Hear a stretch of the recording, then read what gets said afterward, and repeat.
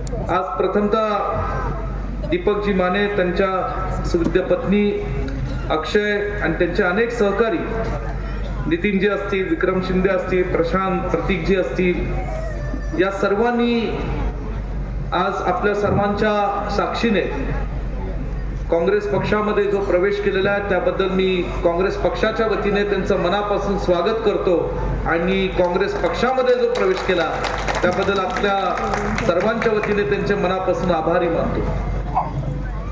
काही दिवसांपूर्वी जेव्हा निवडणुकीचा अर्ज भरण्याचा शेवटचा दिवस होता, त्या दिवशी भारती विद्यापीठाच्या आमच्या त्या गेस्ट हाऊस मध्ये बसून मी, विशालजी शेवटचे सगळे एबी फॉर्म काँग्रेस पक्षाच्या उमेदवारांना देत होतो. विशालजींनी मला सांगितलं की प्रभाग क्रमांक 11 मधील एका नेत्याला तुम्हाला भेटायचं. म्हणलं हरकत नाही, आणि त्यांनी मग 5 मिनिटांमध्ये दीपकजींचा माझा परिचय करून दिला आणि सगळा इतिहास मला सांगितला की कसं दीपकजी माने त्यांचे सर्व सहकारी गेले 10 ते 12 वर्षापासून त्यांच्या जुन्या पक्षाचं अत्यंत प्रामाणिकपणे काम करत होते, निष्ठेने काम करत होते. परंतु पक्षाच्या कार्यकर्त्याला कसं त्यांनी बाजूला या ठिकाणी ढकललं आणि काही नेत्यांच्या आणि काही इतर कार्यकर्त्यांच्या स्वार्थ डोळ्यासमोर ठेवून आज अशा निष्ठावान कार्यकर्त्याला बाजूला सारून दुसऱ्या कुठल्या तरी माणसाला उमेदवारी दिली.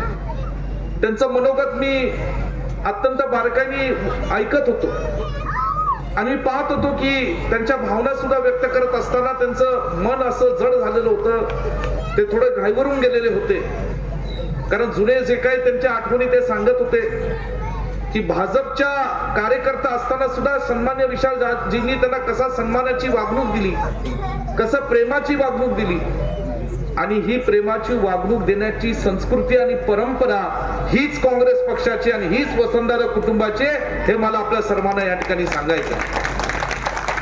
आणि म्हणून कुठल्याही जाती धर्माचा माणूस असो, कुठल्या पक्षाचा माणूस असो, जर तो माणूस या सांगली शहराचा नागरिक आहे, या सांगली जिल्ह्याचा नागरिक आहे, तर तो आपला माणूस आहे हे गृहीत धरून त्या प्रत्येक येणाऱ्या माणसाला ताकद देण्याचं काम हे आम्ही काँग्रेस पक्षाचे नेते आणि आज कार्यकर्ते म्हणून सातत्याने करत असतो. आज या ठिकाणी प्रभाग 11 हा काँग्रेस पक्षाचा बालेकिल्ला आहे. सांगली महानगरपालिकेचा निवडणुकीचा इतिहास आपण सर्वांनी पाहिलात तर तुम्ही सगळ्यांनी नेहमी पाहिलेलं आहे की विशाल पाटील जे प्रभाग नंबर 11 मध्ये म्हणतील तसंच होत गेलेलं आहे आणि तिथलेच तसे काँग्रेस पक्षाचे उमेदवार या प्रभाग नंबर 11 मध्ये या ठिकाणी निवडून आलेले. गेल्या महानगरपालिकेच्या निवडणुकीत सुद्धा विशालजींनी काही लोकांना महानगरपालिकेच्या उमेदवारीसाठी संधी दिली, मोठे कष्ट घेतले आणि दिवस रात्र एक करून लोकांमध्ये पोहोचल्यानंतर जे काही उमेदवार त्यांनी दिले होते या ठिकाणी ते निवडून त्यांनी ताकदीने आणले. त्या उमेदवारांचं काय होतं काय नाही हे आपल्या सर्वांना अधिक चांगलं माहिती. त्यातील काही लोक हे विशाल बरोबर या ठिकाणी अत्यंत प्रामाणिकपणे काँग्रेस पक्षाच्या सोबत या ठिकाणी राहिले. त्यातली काही मंडळी स्वतःच्या स्वार्थापोटी पक्ष सोडून गेले.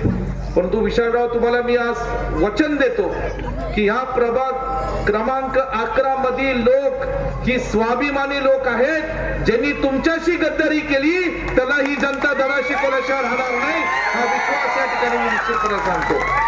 कारण तुम्ही सुद्धा या प्रभाग नंबर 11च्या लोकांसाठी काय काय केले त्याची जाण ठेवणारी इथली माणसं आहेत. या झोपडपट्टीमध्ये राहणारी जी गोरगरीब लोक आहेत त्यांना माहिती आहे की विशाल पाटील त्यांच्या सुखदुःखामध्ये सहभागी झालेले आणि म्हणून जे आता स्वतःला नगरसेवक झालेले समजतात, जे या ठिकाणी आज महानगरपालिकेमध्ये दुसऱ्याच्या पक्षात जाऊन जी उमेदवारी घेऊन तुमच्या समोर येतात, आज तुम्ही त्यांना जाणीव करून दिली पाहिजे की तुमच्या नावाच्या आधी जे नगरसेवक लागलेले आहे ते काँग्रेस पक्षामुळे आणि विशाल पाटलांमुळे लागलेले, हे तुम्ही या ठिकाणी विसरता कामा नये. आणि म्हणून ही निवडणूक येणाऱ्या 15 तारखेची फार महत्वाची. कुणी या ठिकाणी आज तुम्हाला सांगत असेल त्या पक्षाचे उमेदवार की देशात आमची सत्ता आहे, राज्यात आमची सत्ता आहे, प्रचंड निधी या ठिकाणी आम्ही निवडून आणू. काय निधी तुमच्या प्रभागात देऊ, सांगली शहरासाठी देऊ. परवा सुद्धा सांगलीच्या एका सभेमध्ये त्यांचे राज्याचे नेते आले आणि घोषणांचा पाऊस त्यांनी या ठिकाणी टाकला. मला एकच प्रश्न पडतो की तुमची सत्ता देशात सन 2014 पासून आहे. महाराष्ट्रामध्ये तुमची सत्ता सन 2014 ते 19 होती. मध्यंतरी 2-2.5 वर्ष महाविकास आघाडीची सत्ता आली, परत तुमची सत्ता आली. मग गेले 3-3.5 वर्ष तुमची सत्ता आहे. देशात राज्यात तुमचा एकेकाळी खासदार होता, विद्यमान आमदार तुमचे आहेत. मग जे जे तुम्ही सांगितल्या जनतेला शब्द दिला, आश्वासनं दिली, ती या मागच्या काळामध्ये का होऊ शकली नाही? कारण त्यांना सांगलीसाठी काही विकास करायचा नव्हता. जाणीवपूर्वक या ठिकाणी या सांगली शहरातले लोक हे सर्व जाती धर्मातील लोकांना मानणारे लोक आहेत, विचारधाराला मानणारे लोक आहेत. या सांगली जिल्ह्यासाठी खऱ्या अर्थाने ज्या काँग्रेस पक्षाच्या विचारातून स्वर्गीय वसंतदादा असतील, स्वर्गीय पटकरावजी कदम साहेब असतील, स्वर्गीय R.R. पाटील साहेब असतील, स्वर्गीय राजाराम बापू असतील, या सर्व दिग्गज नेत्यांनी जे जे केलं त्या विचारांना मानणारे लोक आहेत. म्हणून या भाजपच्या नेत्यांनी जाणीवपूर्वक या सांगलीला डावलण्याचं पाप इथं केलेलं आहे. मला आपल्या सर्वांना सांगायचंय, देशात राज्यात सत्ता नव्हती हे खरं आहे, पण देशात राज्यात जेव्हा सत्ता नव्हती तेव्हा माझा भाऊ विशाल पाटील खासदारकी लढला आणि तुमच्या सर्वांच्या आशीर्वादाने हा आमचा विशाल पाटील हा मोठ्या मताधिकारी या ठिकाणी महाराष्ट्रातला अपक्ष आणि काँग्रेस पक्षाच्या विचाराचा खासदार झाला. मी त्याच्या पाठीशी होतो, तुम्ही सगळे आमच्या सोबत पाठीशी खंबीरपणे उभे राहिलात. पण तो सांगण्याचं कारण आज ही काँग्रेस पक्षाचा हा बालेकिल्ला आहे. विधानसभेत असो, लोकसभेमध्ये आपण प्रचंड मताधिक्य विशालजींना दिलं. म्हणजे या सांगलीमध्ये आज ही काँग्रेस पक्षाची विचारधारा ही तळागाळापर्यंत रुजलेली.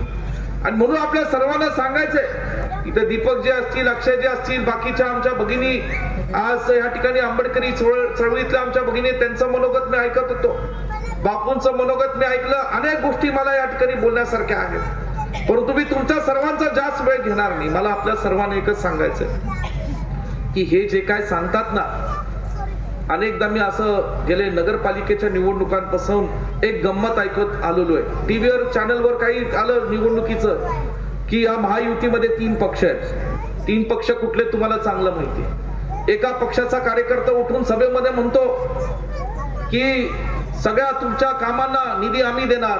का निधी आम्ही देणार? तर तिजोरीची चावी आमच्याकडे. दुसऱ्या पक्षाचा नेता उठून म्हणतो, कार्यकर्ता निधी तुम्हाला आम्ही देणार, महायुतीतलाच. तो का म्हणतो? तिजोरी आमच्याकडे. मग तिसरा बहादरांनी वेगळंच काढलं, जी तिजोरी ज्या बँकेमध्ये ठेवलेली आहे ती बँकच आमची. आले का? म्हणजे तिजोरीची चावी एकाकडे, तिजोरी दुसरीकडे, बँक तिसरीकडे. अरे तुम्ही सगळे विसरलात, ज्या बँकेत पैसा आहे तो पैसा महाराष्ट्राच्या गोर गरीब जनतेचा आहे. हा तुमच्या काकाचा पैसा नाही, हा पैसा महाराष्ट्रातल्या सर्वसामान्य लोकांचा आहे.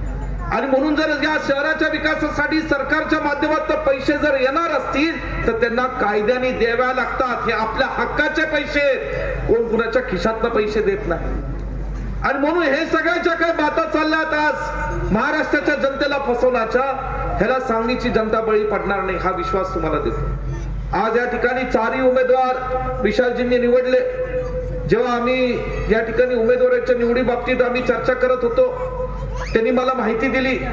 मी म्हटलं मला कशाला माहिती देताय, प्रभाग क्रमांक 11 तर विशालराव तुमचा आहे आणि तुम्ही जो उमेदवार तिथे द्याल, तुम्ही जरी दगड जरी उभा केला तरी त्या ठिकाणी दगड निवडून आणण्याची ताकद ही या प्रभागातल्या लोकांमध्ये आणि विशाल पाटलांमध्ये, ह्याच्यात काही कुणाचं दुमत नाही. आणि म्हणून मला आपल्या सर्वांना विनंती करायची, मी विश्वजित कदम म्हणून आज पलूस कडेगावचा जरी आमदार असलो, या जिल्ह्यातला जरी काँग्रेस पक्षाचा कार्यकर्ता असलो, तरी मी तुम्हाला तळमळीने विनंती करणार आहे. कारण महानगरपालिकेमध्ये आज 2 काँग्रेसचे नेते म्हणून आम्ही एकटे ही खिंड लढतोय. आम्ही लढतोय कारण तुम्ही आमच्या पाठीशी उभे आहात, तुमचा आशीर्वाद आमच्या पाठीशी. सर्वसामान्य लोकांपर्यंत विकास पोहोचला पाहिजे, त्यांच्या सुखदुःखापर्यंत सहभागी झालं पाहिजे, म्हणून आम्ही ही लढाई लढतोय. आणि म्हणून आपल्या सर्वांना सांगायचं की जेव्हा महानगरपालिकेचा निकाल 16 तारखेला होईल, मगाशी कोणीतरी उल्लेख केला की 11 नंबरच्या सर्व उमेदवारांच्या या ठिकाणी गुलाल पडेलच, पण तुमचा गुलाल हा माझ्यावर पडला पाहिजे अशी नम्रपणे विनंती या ठिकाणी मी आज करायला या ठिकाणी आलो.